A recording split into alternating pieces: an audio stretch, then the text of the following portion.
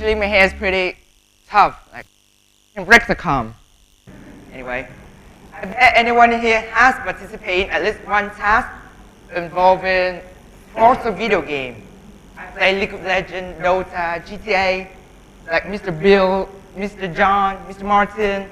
As they say, they love biking. Even my dad, who's sitting right over there, loves weightlifting. And if flipping is a kind of sport, I must be a champion. Despite whether it is flipping or weightlifting, it has its own rules and mission to do. Without doubt, the world that we live in has its own rules. Rules that force participants like me and you to follow. Rules that are bizarre to resist. Rules that are even unacceptable to disobey. Stereotypes and prejudices resemble these rules. You know, as a very active and talkative student in every single class, I think that rules are meant to be broken. My name is Patrick, and today I'm going to break some rules. Many have a belief that it's the social norm that helps to shape our contribute balancing the society, pour the humanity of barbarity, and yet inject limitation on self.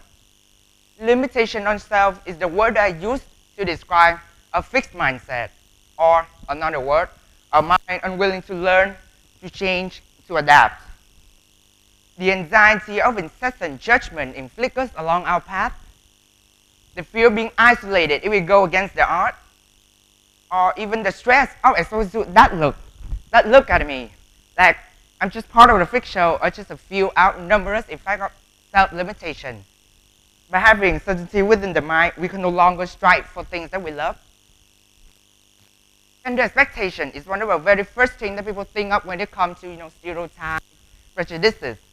Furthermore, they oppress and put a frame on certain things, or to be specific, that an exact action is only for an exact gender. And I think this affects teenagers critically. Let me give you a little story of mine. Back in the day, I felt painfully ashamed to claim that I want to pursue fashion. That I had goosebumps when I tried to tend a piece of fabric, when I was interested in those who dress nicely, that I just simply adore fashion, love fashion. However, I was not that brave. Since the passion is so huge and could no longer be hidden, I chose to announce to those who asked me, even my parents, that I want to be an architect. Why architect? Because architect is the only job that have painting and, yes, foreman. Foreman has limited me from confidently expressing myself. Furthermore, the assumption that artistic ambition is only for girls also means that fashion is considered too flashy and unrealistic for men.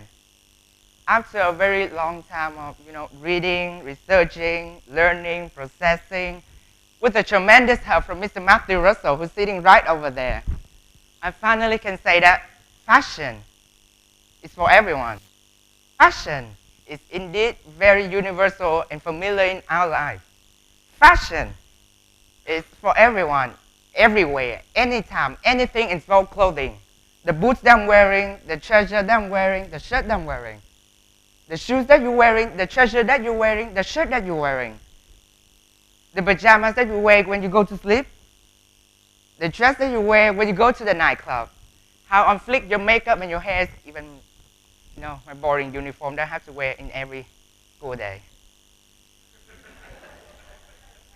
As you can see, fashion is the tools, the apparatus that we use to express ourselves, our style, our swag, through the way we mix and match clothes with accessories.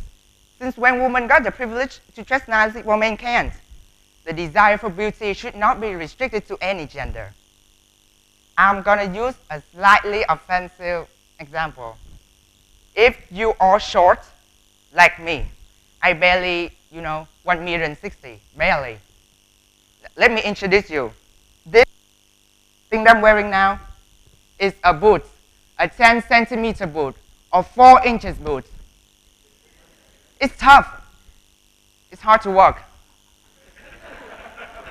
Is it body shaming? No.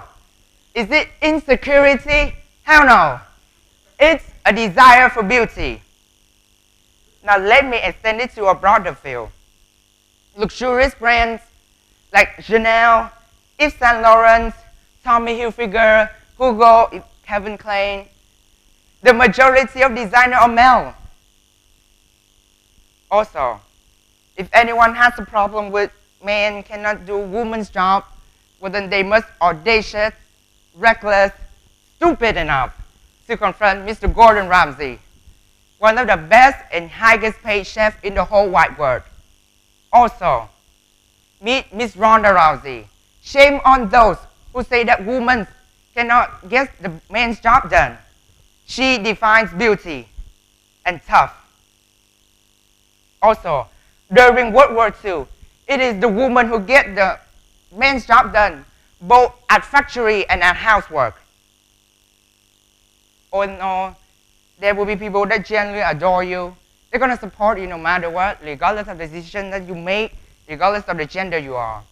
However, there are also people trying to bring you down. They're going to say that you're rebellious, you're trying to showing off, you're dumb, stupid, queer, sissy, gay. Well, I'm going to sum up and end my speech with a definition of unfortunate, because they also say that I'm fortunate. What is unfortunate is letting people who doesn't give a damn about you determine your life. That, people, is unfortunate. Thank you for listening.